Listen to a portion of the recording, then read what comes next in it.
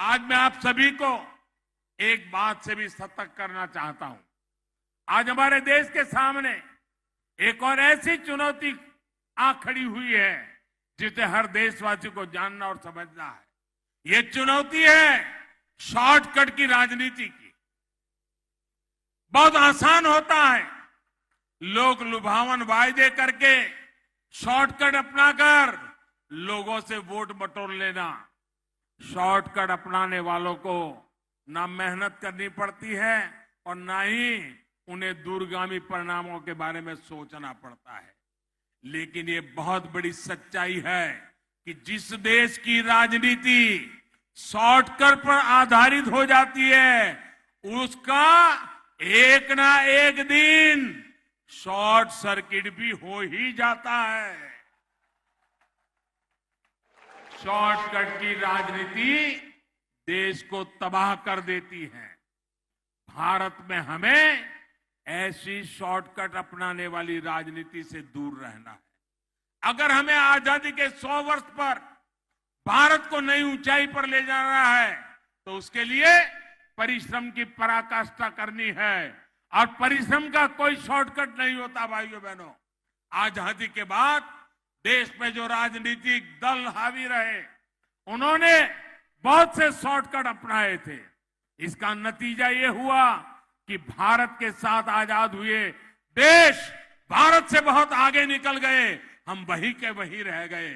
आज हमें अपने देश को उस पुरानी गलती से बचाना है। नमस्कार दोस्तों, एक बार फिर से स्वागत करते हैं आपकी आवाज न्यूज चैनल पर। दोस्तों, आज हम बात करने वाले हैं महाराष्ट्र विधानसभा चुनाव के बारे में। किस पार्टी को कितने कितने सीटें मिल रही है अभी हम जानेंगे। क्या फिर से शिवसेना अपनी सरकार बना पाएगी या फिर बनाएगी एनसीपी या फिर बीजेपी अपनी सरकार बनाएगी।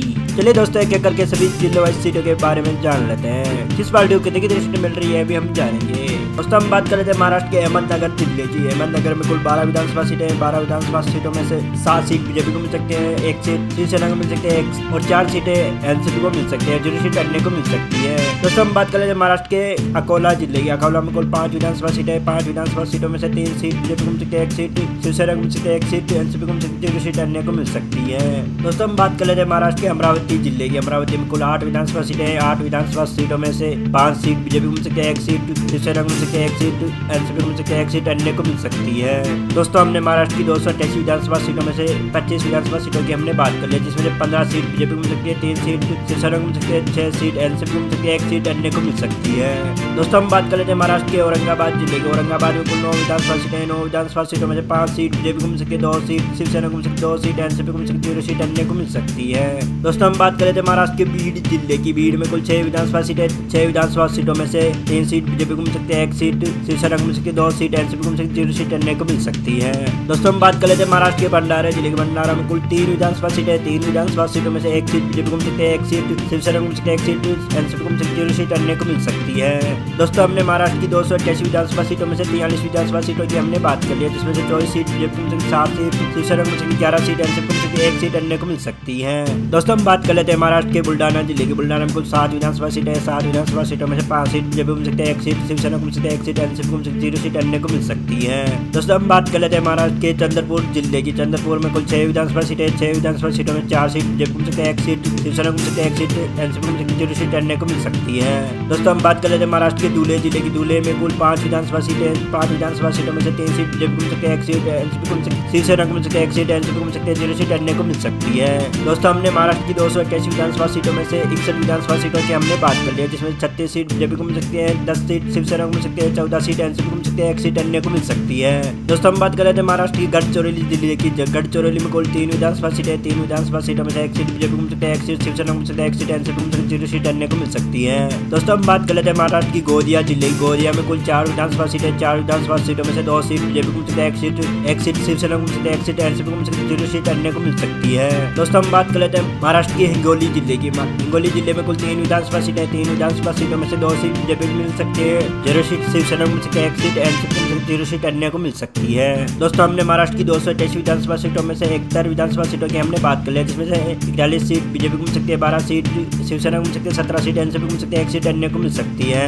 दोस्तों हम बात कर लेते हैं महाराष्ट्र की जलगांव जिले की। जलगांव में कुल 11 विधानसभा सीटें, 11 विधानसभा सीटों में से 11 सीट बीजेपी को मिल सकती है। दोस्तों हम बात कर लेते हैं महाराष्ट्र की जलना जिले की। जलना में कुल 5 विधानसभा सीटें, 5 विधानसभा सीटों में से 2 सीट बीजेपी को मिल सकती है, 0 सीट शिवसेना को मिल सकती है, 3 सीट एनसीपी को मिल सकती है, 0 सीट अन्य को मिल सकती है। दोस्तों हम बात कर लेते हैं महाराष्ट्र की कोल्हापुर जिले। कोल्हापुर में कुल 10 विधानसभा सीटें, 10 विधानसभा सीटों में से 5 सीट बीजेपी को मिल सकती है, 3 सीट शिवसेना को मिल सकती है, 2 सीट एनसीपी को मिल सकती है, 0 सीट अन्य को मिल सकती है।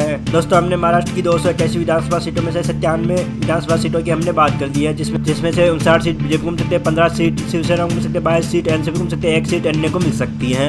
दोस्तों हम बात कर लेते हैं महाराष्ट्र के लातूर जिले की। लातूर में कुल 6 विधानसभा सीटें, 6 विधानसभा सीटों में से 4 सीट बीजेपी को मिल सकती है, 1 सीट शिवसेना को मिल सकती है, 1 सीट एनसीपी को मिल सकती है, 0 सीट अन्य को मिल सकती है। दोस्तों हम बात कर लेते हैं महाराष्ट्र की मुंबई शहर की। मुंबई में कुल 10 विधानसभा सीटें, 10 विधानसभा सीटों में से 5 सीट बीजेपी को मिल सकती है, 2 सीट शिवसेना को मिल सकती है, 3 सीट एनसीपी को मिल सकती है, 0 सीट अन्य को मिल सकती है। दोस्तों हम बात कर लेते हैं महाराष्ट्र की मुंबई की। मुंबई में कुल 26 विधानसभा सीटें, 26 विधानसभा सीटों में से 20 सीट बीजेपी को मिल सकती है, 3 सीट शिवसेना को मिल सकती है, 3 सीट एनसीपी को मिल सकती है, 0 सीट अन्य को मिल सकती है। दोस्तों हमने महाराष्ट्र की 288 विधानसभा सीटों में से 139 विधानसभा सीटों की हमने बात कर लिया, जिसमें से 88 सीट बीजेपी को मिल सकती है, 21 सीट शिवसेना को मिल सकती है, 29 सीट एनसीपी को मिल सकती है, 1 सीट अन्य को मिल सकती है। दोस्तों हम बात कर लेते हैं महाराष्ट्र के नागपुर जिले के। नागपुर में कुल 12 विधानसभा सीटें, 12 विधानसभा सीटों में से 5 सीट बीजेपी को मिल सकती है, 5 सीट शिवसेना को मिल सकती है, 2 सीट एनसीपी को मिल सकती है, 0 सीट अन्य को मिल सकती है। दोस्तों हम बात कर लेते हैं महाराष्ट्र की नांदेड़ जिले की। नांदेड़ में कुल 9 विधानसभा सीटें, 9 विधानसभा सीटों में से 5 सीट बीजेपी को मिल सकती है, 1 सीट शिवसेना को मिल सकती है, 3 सीट एनसीपी को मिल सकती है, 0 सीट अन्य को मिल सकती है। दोस्तों हम बात कर लेते हैं महाराष्ट्र की नंदुरबार जिले की। नंदुरबार में कुल 4 विधानसभा सीटें, 4 विधानसभा सीटों में से 3 सीट बीजेपी को मिल सकती है, 1 सीट शिवसेना को मिल सकती है, 0 सीट एनसीपी को मिल सकती है, 0 सीट अन्य को मिल सकती है। दोस्तों हमने महाराष्ट्र की 288 विधानसभा सीटों में से 164 विधानसभा सीटों की हमने बात की है, जिसमें से 101 सीट बीजेपी को मिल सकती है, 28 सीट शिवसेना को मिल सकती है, 34 सीट एनसीपी को मिल सकती है, 1 सीट अन्य को मिल सकती है। दोस्तों हम बात कर लेते हैं महाराष्ट्र के नासिक जिले की। नासिक में कुल 15 विधानसभा सीटें, 15 विधानसभा सीटों में से 8 सीट बीजेपी को मिल सकती है, 5 सीट शिवसेना को मिल सकती है, 2 सीट एनसीपी को मिल सकती है, 0 सीट अन्य को मिल सकती है। दोस्तों हम बात कर लेते हैं महाराष्ट्र के उस्मानाबाद जिले की। उस्मानाबाद में कुल 4 विधानसभा सीटें, 4 विधानसभा सीटों में से 1 सीट बीजेपी को मिल सकती है, 0 सीट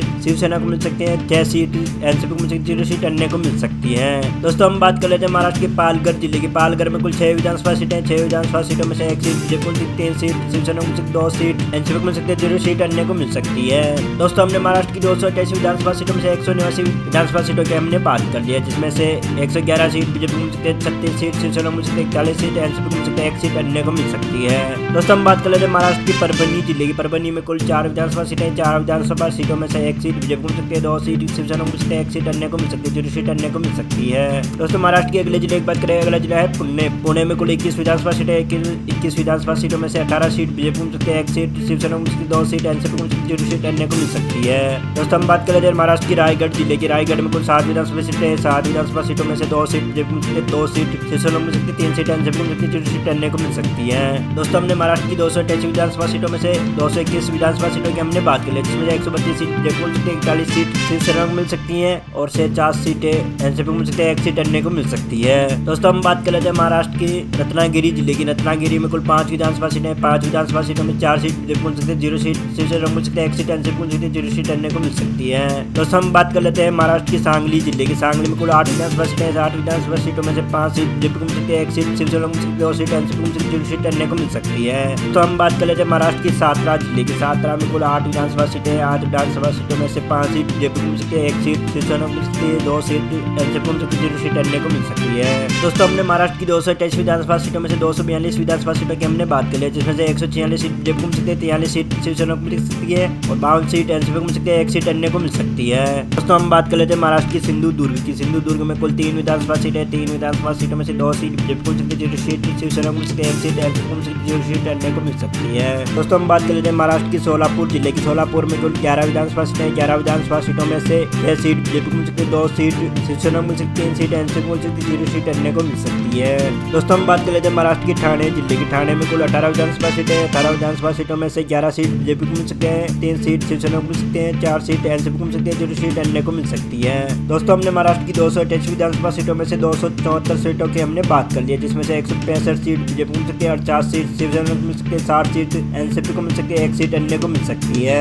दोस्तों हम बात कर लेते हैं महाराष्ट्र की वर्धा जिले की वर्धा में कुल 4 विधानसभा सीटें, 4 विधानसभा सीटों में से 2 सीट बीजेपी को मिल सकती है, 1 सीट एक शिवसेना को मिल सकती है, 1 सीट एनसीपी को मिल सकती है, 0 सीट अन्य को मिल सकती है। दोस्तों हम बात कर लेते हैं महाराष्ट्र की वाशिम जिले की। वाशिम में कुल 3 विधानसभा सीटें, 3 विधानसभा सीटों में से 1 सीट बीजेपी को मिल सकती है, 1 सीट शिवसेना को मिल सकती है, 1 सीट एनसीपी को मिल सकती है, 0 सीट अन्य को मिल सकती है। दोस्तों हम बात कर लेते हैं महाराष्ट्र की यवतमाल जिले की। यवतमाल में कुल 7 विधानसभा सीटें हैं, 7 विधानसभा सीटों में से 4 सीट बीजेपी को मिल सकती है, 0 सीट शिवसेना को मिल सकती है, 3 सीट एनसीपी को मिल सकती है, 0 सीट अन्य को मिल सकती है। दोस्तों हमने महाराष्ट्र की 288 विधानसभा सीटों में से 288 विधानसभा सीटों की हमने बात करी, जिसमें से 172 सीट बीजेपी को मिल सकती है, 50 सीट शिवसेना को मिल सकती है, 65 सीट एनसीपी को मिल सकती है, 1 सीट अन्य को मिल सकती है। दोस्तों आपको क्या लगता है महाराष्ट्र में किसकी सरकार होनी चाहिए, ये हमें कमेंट में जरूर बताइएगा। मिलते हैं अगले वीडियो में, तब तक के लिए जय हिंद, वंदे मातरम, जय सिया राम।